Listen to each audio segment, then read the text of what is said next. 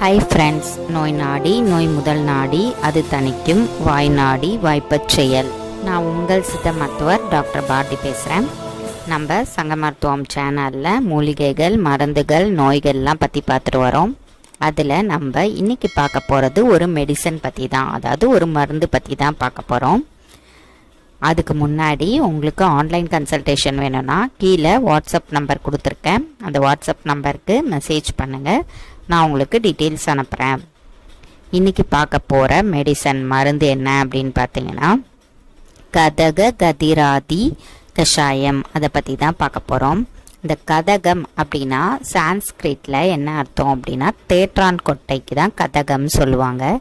அதனால் இதில் முக்கியமாக சேர பொருட்களில், அதாவது இந்த மருந்து செய்யறதுக்கு பயன்படக்கூடிய பொருட்களில் முக்கியமானது தேற்றான் கொட்டை, அது கூட பாக்கு, நெல்லி, மஞ்சள், மாங்கொட்டை, பொன்கொரண்டி, இல்லாட்டினா கடல் அழிஞ்சில் அப்படின்னு சொல்லுவோம். பொன்கொரண்டின்னு ஒரு செடி இருக்குது, ஒரு பிளான்ட் இருக்குது, அதுக்கு இன்னொரு பேர் கடல் அழிஞ்சல், அதுவும் சேருது. அது எப்படின்னா அந்த பழம் பார்க்கறதுக்கு ஆரஞ்சு பழம் மாதிரியே இருக்கும், அதுக்கு தான் இன்னொரு பேர் கடல் அழிஞ்சல்னு சொல்லுவாங்க.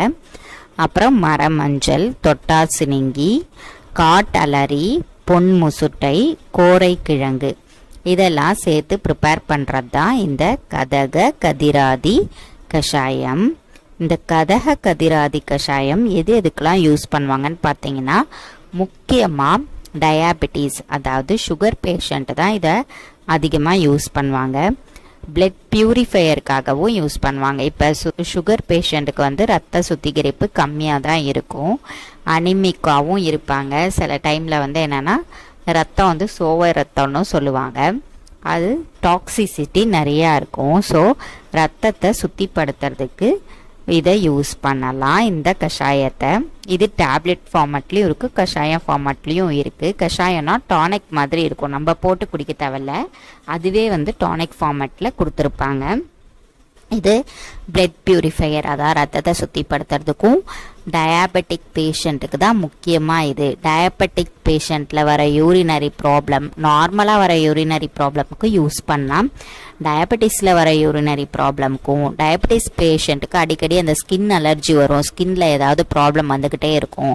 ஸோ அந்த ஸ்கின் சம்மந்தப்பட்ட, அதாவது தோல் சம்மந்த பிரச்சனை டயபெட்டிக் பேஷண்ட்டுக்கு, அது சுகர் பேஷண்ட்டுக்கு, சர்க்கரை நோயாளிகளுக்கு வரக்கூடிய தோல் சம்மந்தப்பட்ட பிரச்சனையும் இது சரி பண்ணும். முக்கியமாக urinary problems, blood purification, diabetes பேஷண்ட்க்கு வரக்கூடிய ப்ராப்ளம்ஸ், அதாவது சர்க்கரை நோயாளிகளுக்கு வரக்கூடிய எந்த ப்ராப்ளத்தையும் இது சரி பண்ணும். ஆனால் தகுந்த மருத்துவர் ஆலோசனையோடு தான் யூஸ் பண்ணணும். நிறைய அமௌண்ட் எடுத்துட்டோம், நிறைய குடிச்சிட்டே இருந்தோம், இந்த டானிக் மாதிரி இருக்கிறத இதை நிறைய குடிச்சிட்டே இருந்தோம் அப்படின்னா ஹைப்போகிளைசீமியா, அதாவது சுகர் லெவல் ரொம்ப லோவாயிடும்.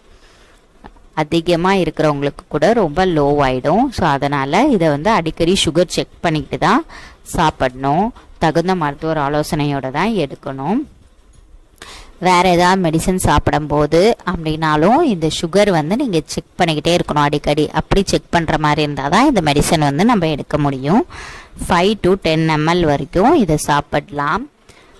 அதாவது இது டானிக் மாதிரி தான் இருக்கும், அதனால் 5 to 10 ml எம்டி ஸ்டொமக்கில் குடிக்கணும்.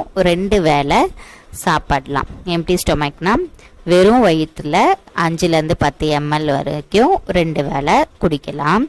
கேப்சூல் ஃபார்மேட்டாக இருந்தால் ஒரு கேப்சூல் 2 வேளை சாப்பிடலாம். ஆனால் சுகர் லெவல் டக்குன்னு லோவாயிடும். சில பேருக்கு லோ சுகர்னு சொல்லுவோம், அவங்களாம் இதை எடுக்கவே கூடாது. ஹை சுகராக இருக்கவங்க மட்டும் எடுத்துக்கலாம்.